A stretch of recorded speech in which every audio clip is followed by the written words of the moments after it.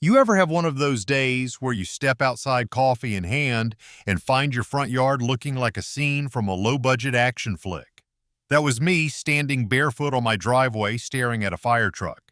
Two cop cars and my neighbor Linda decked out in a fuzzy pink bathrobe, arms crossed smirking like she just won the lottery. All because of my generator humming away behind my fence, which, by the way, wasn't just some backyard toy. It was a FEMA-registered emergency backup system wired to keep our town's disaster response network alive when the world goes sideways. I'm Jake, a disaster logistics contractor for FEMA living in a quiet little suburb called Willow Creek, just outside Nashville. It's the kind of place where folks mow their lawns on Sunday, wave at strangers, and mostly mind their own business except for Linda.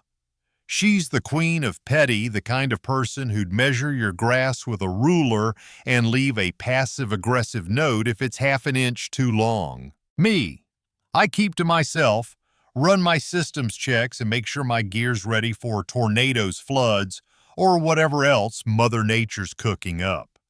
My generator's loud, sure, but it's legal, inspected, and tucked behind a soundproofed enclosure. It's not there for my Netflix binges. It powers secure comms, backup routers, and encrypted lines straight to the feds. Trouble started a couple days before a big storm was due to hit. Standard protocol, I ran a full 90-minute test on the generator to make sure it'd kick on, hold a load, and switch back without a hitch. I even dropped a heads up in the neighborhood group chat, common courtesy. Most folks ignored it. One guy sent a thumbs up emoji. Linda, though, who only uses the chat to gripe about kids on scooters or improper mailbox flags, must have skipped right over it. 20 minutes into the test, I saw her curtains twitch across the street. Her house is this beige fortress of control fake shutters, manicured shrubs, and a vibe that screams, "I'm watching you." I figured she'd just stew, maybe fire off an email to the HOA. Nope, Linda went full Hollywood. Around 10 a.m., sirens started blaring, first one, then two, then three, getting closer. I stepped onto my porch thinking maybe there's a gas leak or a wreck nearby. Then I saw two police cruisers and a fire truck rolling up parking right in front of my house. Cops jumped out faces, serious hands on their radios. My stomach dropped, something big's going down. Then Linda struts out, robe flapping, clutching a folder labeled noise violations in Sharpie like she's about to argue a case on Law and Order. She points at me and yells, "That's him.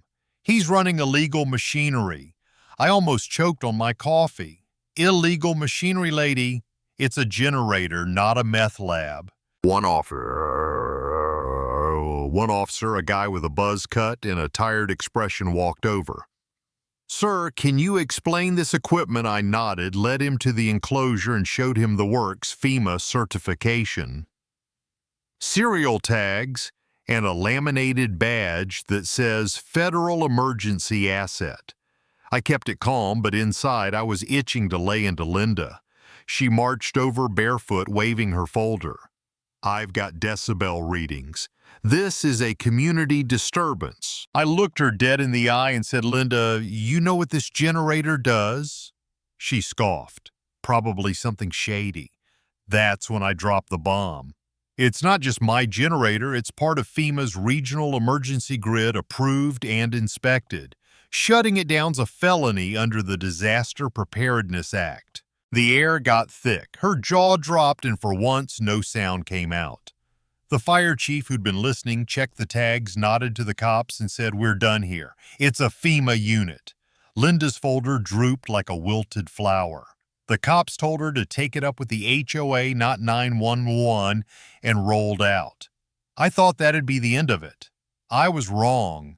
Next morning, I found a neon green envelope in my mailbox. An HOA complaint signed by the board president and, of course, Linda, who'd clawed her way onto the board a month earlier.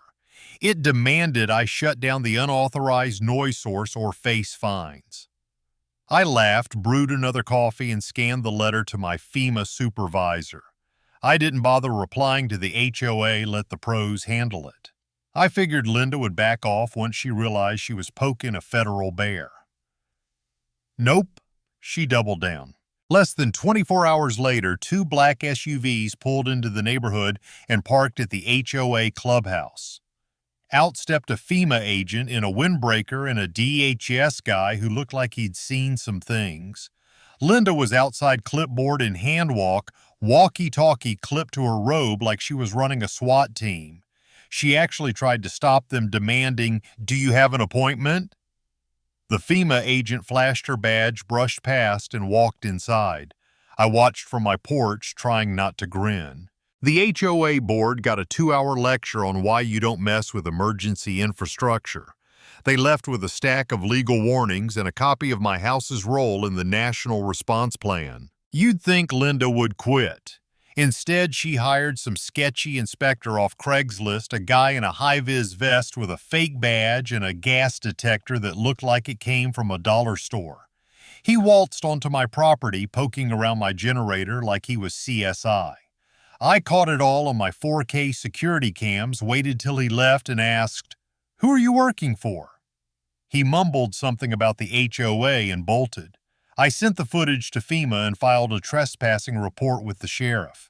That night, Linda posted in the group chat claiming her licensed expert found hazardous leaks. I didn't respond. FEMA's legal team did, with a cease and desist letter that shut her up temporarily. Then came the night that changed everything. At 2 a.m., my security system pinged. I grabbed my tablet and saw Linda Hoodie, up bolt cutters in hand, creeping toward my generator like a B-movie villain. She fumbled with the lock, thinking she'd sabotage it. Big mistake. The enclosure's tamper-proof, wired with a low-voltage pulse. When her cutters hit, zap, a spark, a yelp, and Linda went sprawling into the mud, flashlight flying. She scrambled up, limping back to her house like a cartoon coyote after a dynamite mishap. I saved the footage, backed it up, and called the sheriff. Attempted tampering with federal property, I said, "Calm as you please." By morning, the neighborhood was buzzing. Someone saw Linda hobbling home. Rumors flew about raccoons or alien abductions. The sheriff came by, took my statement, and laughed when I showed him the video. She said she was protecting the community, I told him. He shook his head, muttering, "Yoga pants and bolt cutters don't make you a hero." That afternoon, he served Linda with trespassing and tampering charges. Her blinds slammed shut and she went quiet for a bit. But Linda couldn't resist. She started spamming the HOA chat with anonymous posts about military experiments and radiation risks. Nobody bought it. FEMA launched an investigation, and the HOA board, now terrified of federal scrutiny, held an emergency meeting. The clubhouse was packed, neighbors whispering, Linda sulking in the back. The FEMA agents laid it out: my generator's untouchable and obstruction's a crime. Then the kicker, they proposed a new emergency tower right next to Linda's house. Her face went red. She tried to protest, but an agent cut her off. "Ma'am, you're under investigation. Sit down." The room erupted in laughter. Linda became a joke. Her posts got memed. Her nighttime flop went viral on X, racking up millions of views. Karen versus FEMA threads popped up on Reddit, complete with slow-mo clips of her mud dive. Neighbors started bringing me beers, calling me a legend. The HOA rewrote its rules, banned Linda from the board, and put up a suggestion box to avoid another debacle. Linda, desperate, crashed a community event handing out flyers about generator conspiracies. Someone recorded her rant, and it hit 1 million views with the caption, "She zapped herself and still blames science." She didn't last long after that. One day, a moving truck showed up, and by dusk, Linda was gone. No goodbye, no note, just an empty house and a sigh of relief from Willow Creek. FEMA sent me a plaque for resilience in the face of entitlement. I bolted it to the generator next to a new DHS placard that screams, "Don't touch." The neighborhood's different now, friendlier, looser. Kids play louder, folks chat longer. Even the HOAs chilled out, letting people plant goofy lawn gnomes dressed as firefighters. New neighbors moved into Linda's place, a retired Army guy, Tom, and his sister Ellie, an Air Force vet. They saw the viral clip in a military briefing about how not to mess with federal gear. We hit it off, installed a new fuel tank together, and found Linda's old stash of paranoid notes in her garage maps, complaints, the works. We laughed, toasted to fried Karens, and let it go. Looking back, I didn't fight Linda with yelling or lawsuits. I just stood my ground, trusted the truth, and let her dig her own grave. She didn't lose because I was louder. She lost because she thought control was power, and facts don't bend to tantrums. That generator's hum, it's not noise. It's the sound of a system that holds firm no matter who's waving a clipboard. So what do you think? Was Linda just a control freak who snapped, or was there something deeper driving her? Ever dealt with someone like her in your neighborhood? Drop a comment.